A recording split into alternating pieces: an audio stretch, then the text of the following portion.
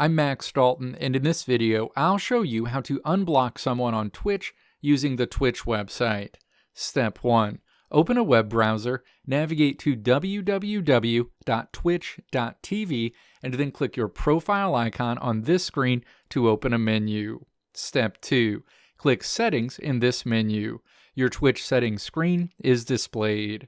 Step 3. Click Security and Privacy at the top of this menu. Associated options are shown. Step 4. Scroll down to the Privacy section, find the Blocked Users section, and then click Show Blocked Users in this section. All of the users you've blocked on Twitch will be displayed. Step 5. Find the Twitch user you want to unblock and then click Unblock next to that user.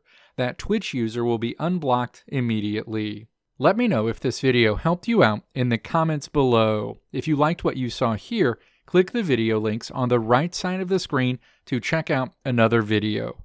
Or click the logo on the left side of the screen to check out my tutorial website at www.maxdalton.how.